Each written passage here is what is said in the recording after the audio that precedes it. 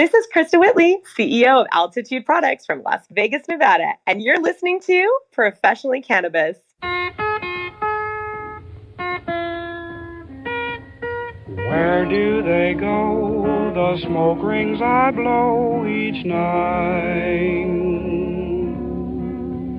Oh, what do they do, those circles of blue and white? Hello, loyal listeners. I'm glad you came back. I'm Oscar Houseman, and I introduce Professionally Cannabis when Johnny Weiser is too tipsy to do so.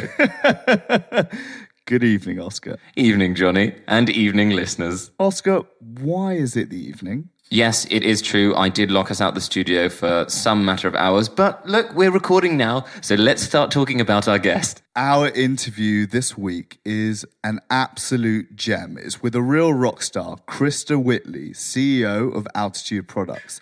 I had an absolute blast talking with her. Absolute blast is the right word. Her logo is a rocket ship, so let's rocket on with the show. Enjoy. Those circles of blue and white. Today, I'm delighted to welcome Krista Whitley, CEO of Altitude Products, who have a whole range of CBD products stocked in North America, Europe, and Australasia. Having started the business in her living room in 2015 to having estimated 2019 earnings at over $32 million, I think it's fair to say you're somewhat of an inspiration, Krista. What do you reckon?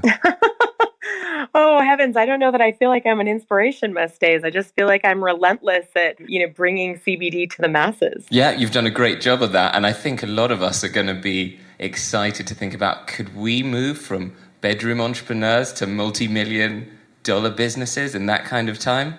It's pretty exciting growth. And it leads into our traditional first question, which is, how did your professional life lead you to the plant?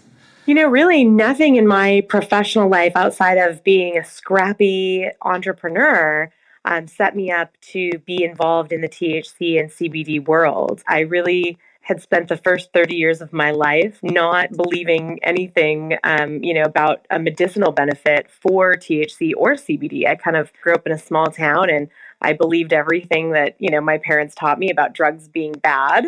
And I was actually in a car accident when I was 30 and my back was just destroyed in that accident. And a friend of mine, after I was on opioids and muscle relaxants, she told me that she'd never seen me so stoned and then handed me a little hand-rolled cigarette of THC. And I smoked it and had the best sleep of my life and was in less pain than I'd ever been. And that's, what became this incredible catalyst for me, really challenging my own beliefs about what THC would do and the power of what I view as plant medicine as a whole.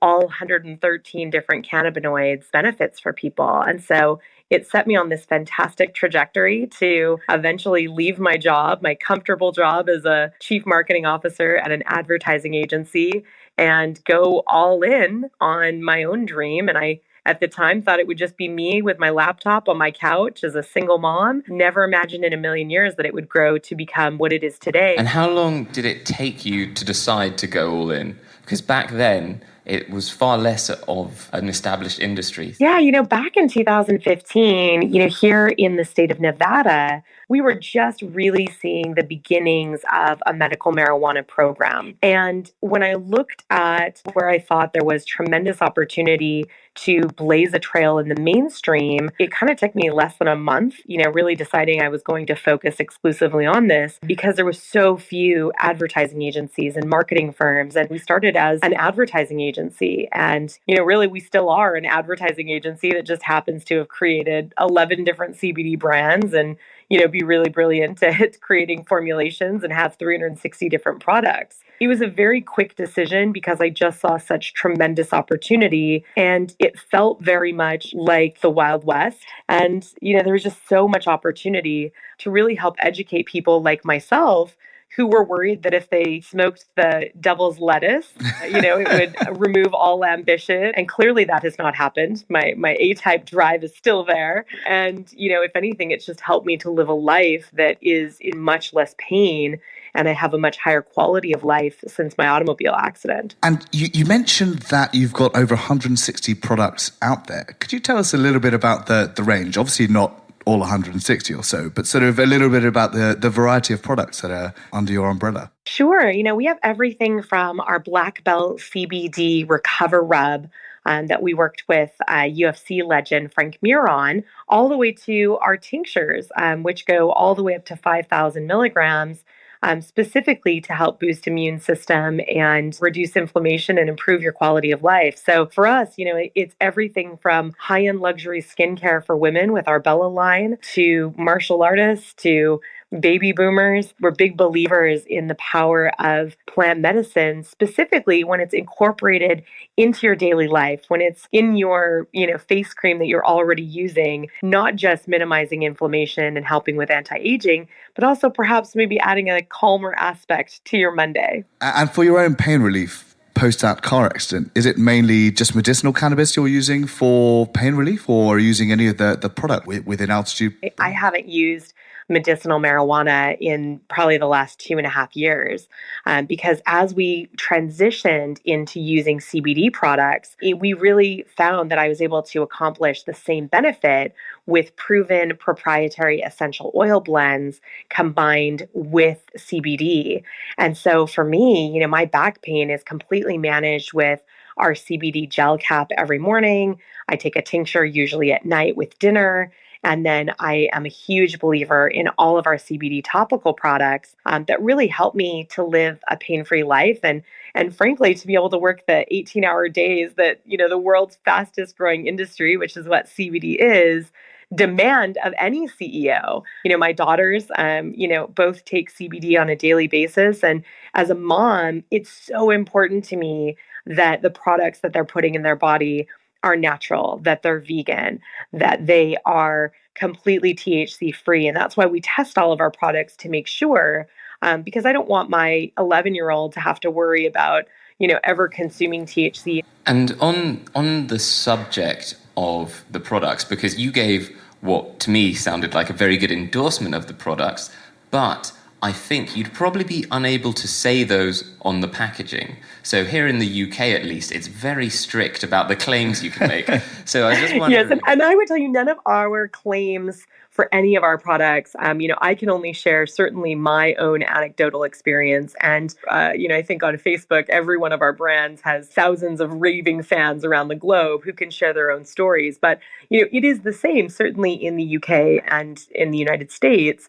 We don't make any of those claims. But one of the benefits of all of our products is we're using proven proprietary essential oil formulas. So the things we can say are very clearly that menthol helps to cool muscles. So we know that, there's certain aspects that we certainly can make claims related to the essential oils. I think that certainly the preclinical research is, again, forecasting what I've known for 4 years, which is that CBD certainly has some tremendous benefits. And I anticipate over the course of the next 2 to 3 years that we will be able to actually make those claims. So for now, you get my fantastic story and, hopefully I hope all of you try it yourselves and then you'll have your own story to share with everyone in your life. In order to get down there, do you envision having to go down the pharmaceutical paths yourself?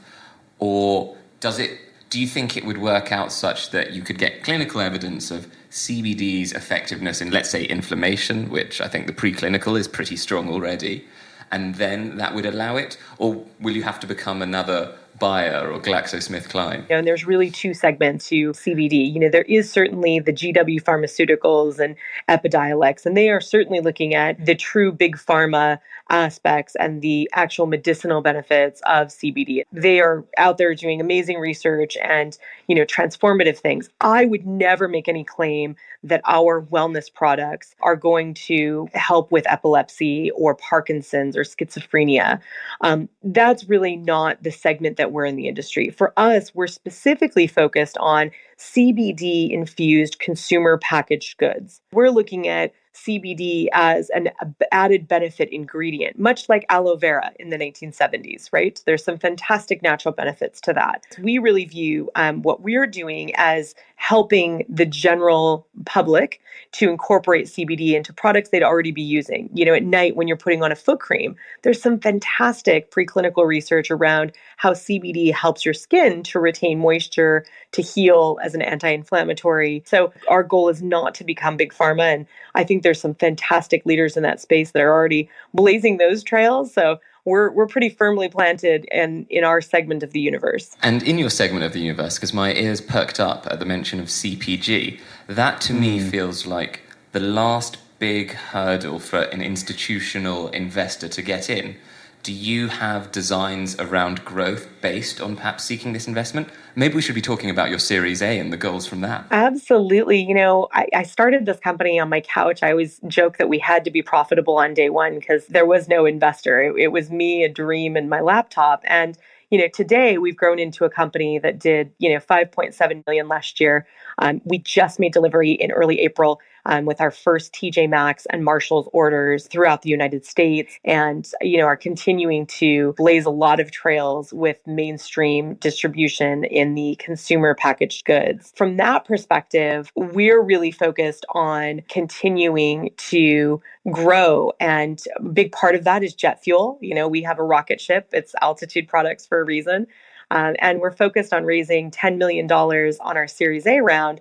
So right now we've been in back-to-back meetings, meeting with more institutional-minded investors who are very excited about the prospect of potentially having CBD products in a Walmart or a Nordstrom. And I think certainly as we've seen with both Bergdorf and Barney's and Sephora, several that are already, leaning in that direction. And I think that's going to continue to grow. I anticipate, here within the next 6 months, there's going to be a lot of announcements, not just from our company, but from a lot of companies that are in our space who are really proving out that the average American really is looking for quality CBD products. And with regard to that investment raise that you guys have got going, what type of investor are you looking for?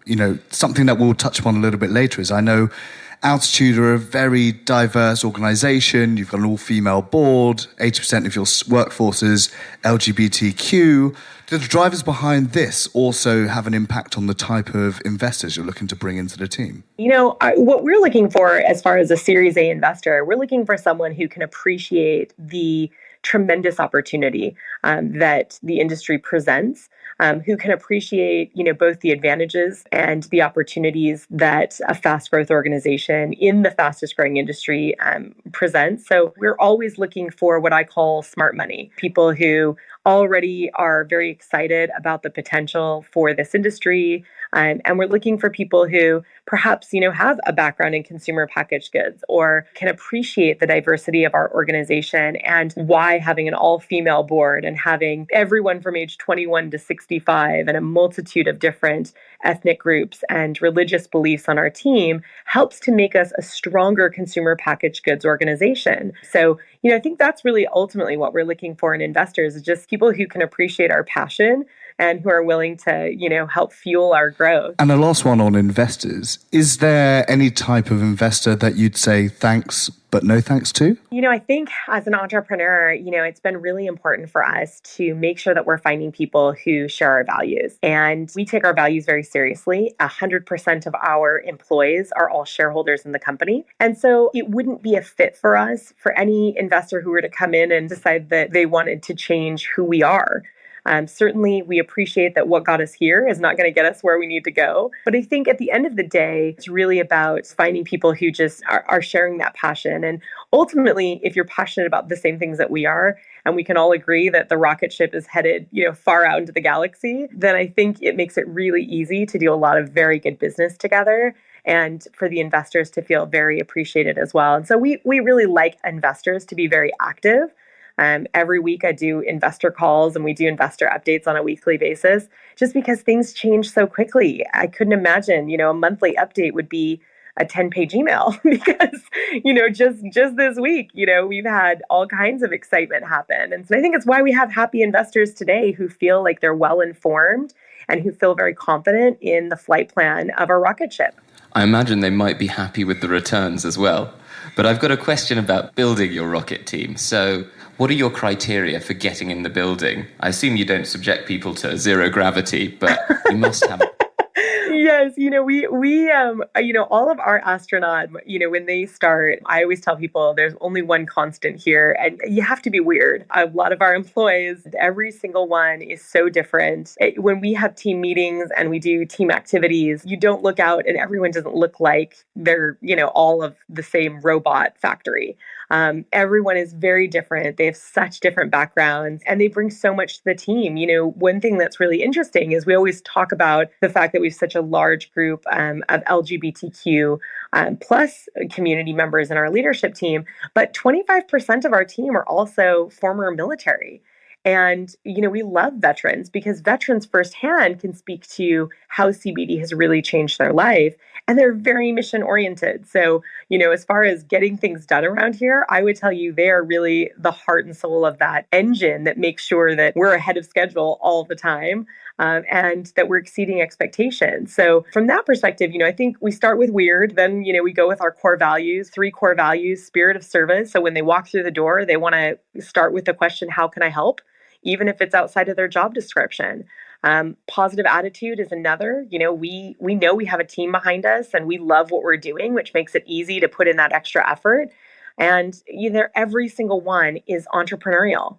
They don't see challenges as mountains that can't be overcome. They see them as opportunities to learn how to climb.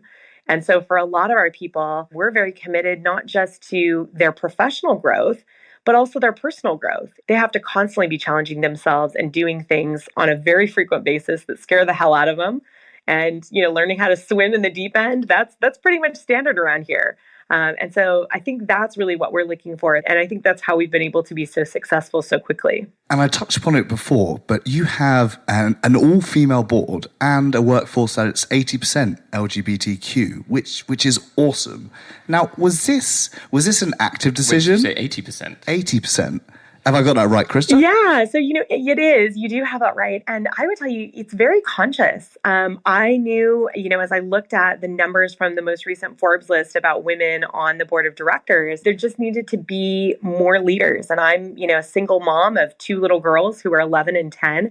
And I really believe in being the change you want to see in the world. You asked earlier about, investors that I've told no. I mean, there's a couple, and one was a guy who said, there was no value in an all-female board and I should ditch that and he'd write me a check if I put him on the board. And, that was early on. It would have been really easy to take his money. And I said no, because I'm just so deeply committed to that. And when you look at our board of directors, these aren't just amazing leaders. They're just amazing women. Our most recent addition is a countess. It was the first royal person I'd ever met in my life. I grew up in a small farm town, reading about, a Princess Di in People magazine. So Countess Wendy has just been wonderful and has really helped us to open up the EU and so many markets, and is just really passionate about being part of potential change in the industry. So, we're really, really passionate and very excited about everything that we're doing to really just be that change we want to see in the world. So something I was reading a while back was that the percentage of women in executive roles within the cannabis industry fell from 36% in 2015 to 27% in 2017. Now, a more recent study has revised that 27% down to 17%. Why do you think that is? And how do you think the cannabis industry can break the shackles of the traditional patriarchal structures? It doesn't surprise me that the cannabis industry is in decline in female leadership. And typically, publicly traded organizations in the cannabis space are what we call the men in suits. So the men in suits, and they walk through the door and, they want to talk to us about potentially acquiring us. I had one fellow who shall remain nameless, who told me he just really wanted to acquire us because he needed some ladies. And I was like, oh heavens. I felt like it was that horrible scene in Blues Brothers. I came for the women. And, it was awful. It was the shortest tour I think I've ever given in my life. But it doesn't surprise me. We're seeing a lot of consolidation. I think cannabis as an industry has a unique opportunity to not end up looking a lot like the Silicon Valley. And I think we're very lucky because early on we had visionaries like Jane West who created Women Grow, and they've really emphasized why diversity is important. And it's not just about having women, and it's not just about, having people of all ethnic backgrounds and religious backgrounds. It's about really building organizations that are more reflective of our consumer base, which is that level of diversity. I see people using my products who are 65. I see people using our products who are 21. And so from that perspective, I think it's really important that the people that you have contributing to creating those products really reflect that. Otherwise, what we're going to end up with is a bunch of products that, were created by a bunch of guys in suits for guys in suits. And I don't know that that's really reflective of the power of THC and CBD and all of those cannabinoids. So how do we support that? I think you vote with every dollar, right? Every dollar of a product that you buy. Certainly I appreciate the consumers who are very conscious about seeking out women-owned brands and minority-led brands, and who are very interested in investing and supporting that level of diversity, because that's really how we're going to be able to diversify what the leadership looks like across the industry. So I take from that there's a strength to having your consumer base reflected in your team. And you talked about having your European countess on board to expand your European operations. I'd just like to hear more about that. Are you going to be manufacturing in Europe?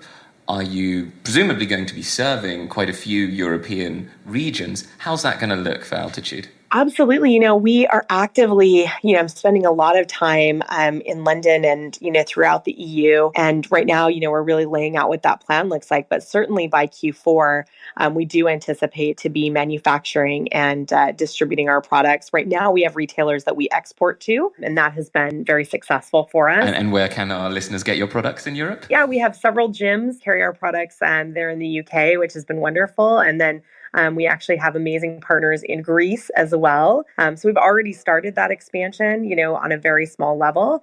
And we'll continue to expand that as, we go through this coming year. And why Greece? I understand why the UK is important, but what drew you to that sunny city, or sunny country, sorry? Yeah, so, when we created our Black Belt CBD line, Greece, there was several gyms in the Greek market that were just very on fire for everything we were doing. And they kept asking. I had one gal who, came all the way out to the Jiu-Jitsu World Tournament because she was so excited to hear more and bring products back. I think she took back a suitcase of products. Again, not only is our team led by, a great deal of passion, but I think it's also been that we find our retailers have an insatiable appetite for what we're doing, and they really believe in what we're doing, so much so that they're coming from foreign countries with suitcases. And so that gave us a clear indication that there was certainly demand and that it was a country that we needed to focus on. With regard to Europe and the regulations that are housed within the many countries in this continent,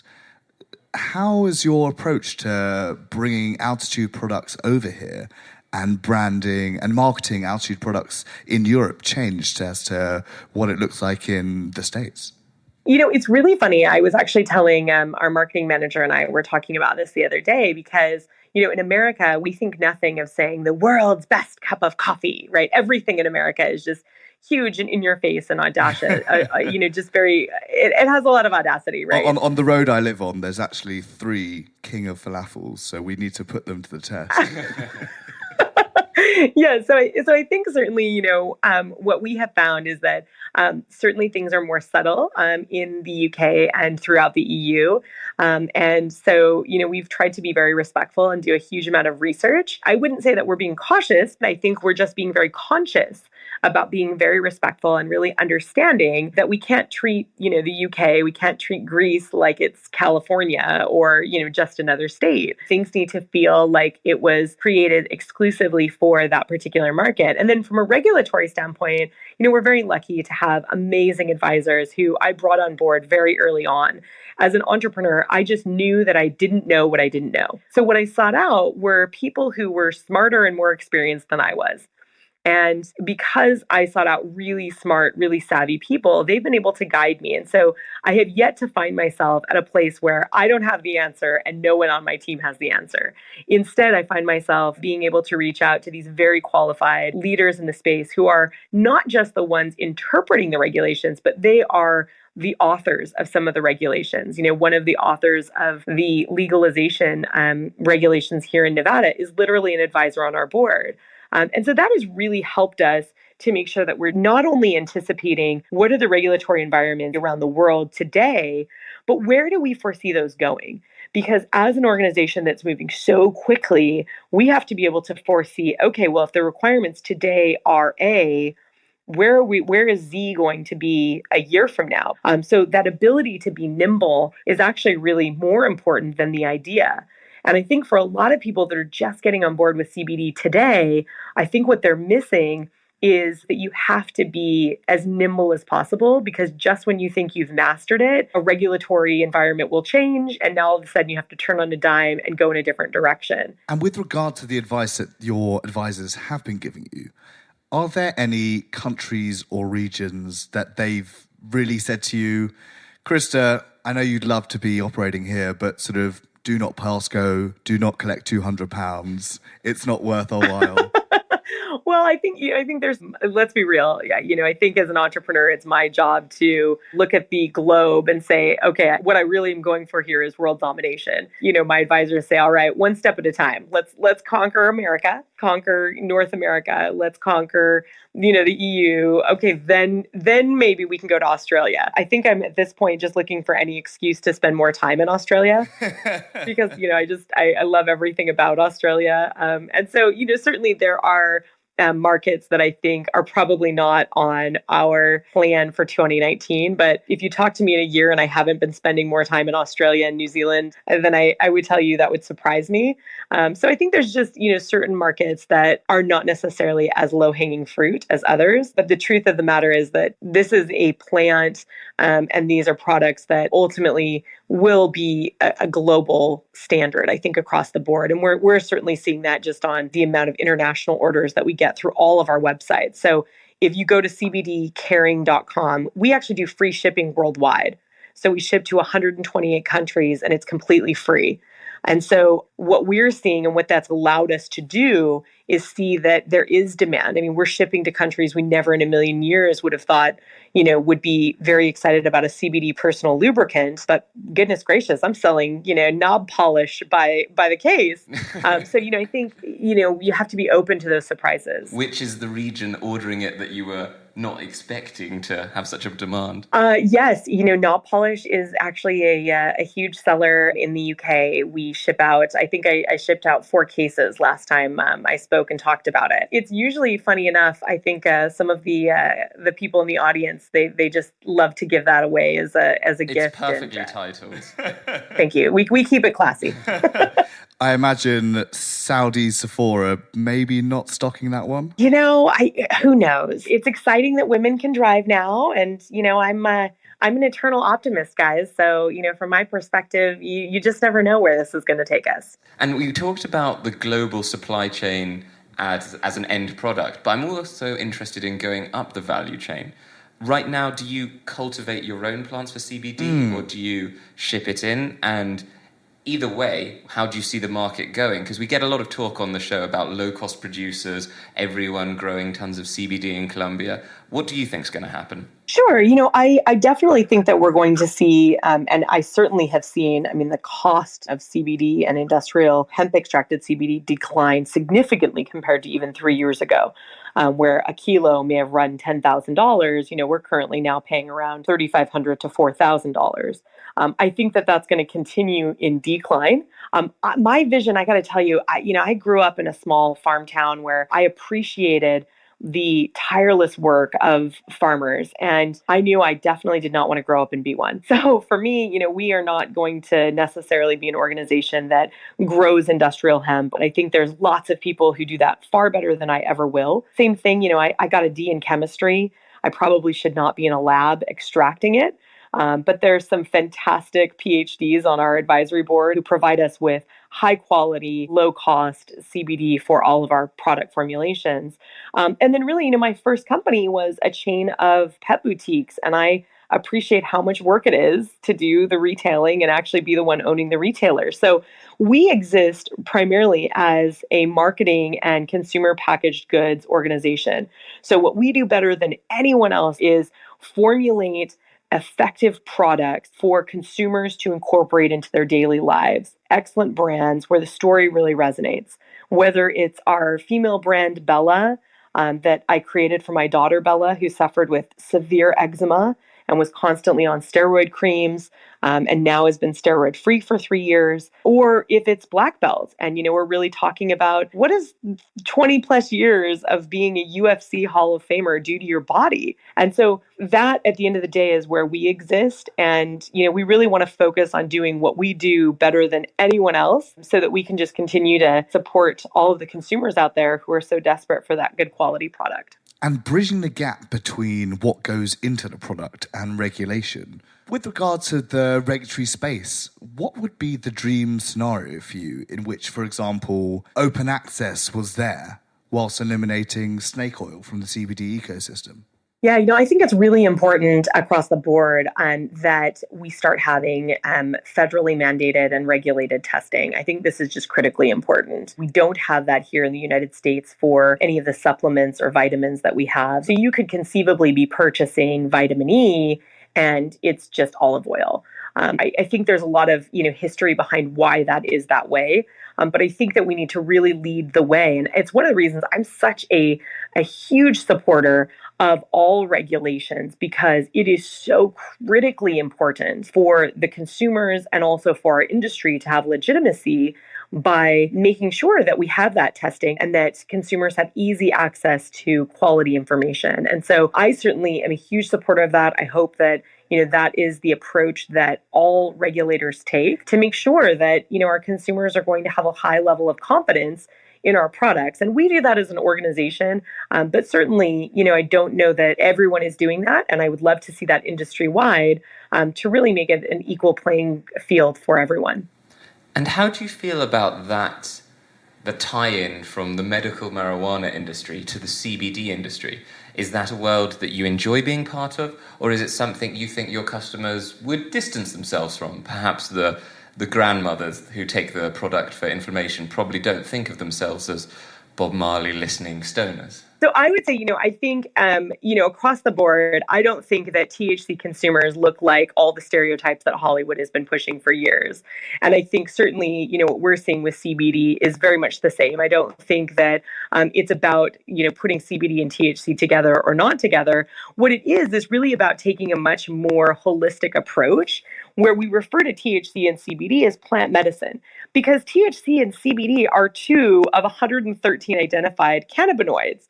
So when people are asking me constantly about what the future looks like for consumers, it's about identifying, researching, and productizing the other 111 of their friends so that we can really incorporate a more natural way of living. And I think from the consumer standpoint, I think all consumers around the world are just looking to live less stressful lives, less anxious lives with less pain. What they're really looking for is a quality of life so that they can play with their kids, spend time with their loved ones, and really live their best life and have products that are going to help them do that much more efficiently. And so from our perspective, we're always looking for ways to just really help people live their best lives. I think that at the end of the day, that's really what the entire industry needs to be focused on doing. And so I don't think it's really about, do we lump CBD and THC together? I think, we really should start to look at it from a much more natural, holistic approach of approaching it like it's plant medicine, because that's really what it is. And one final question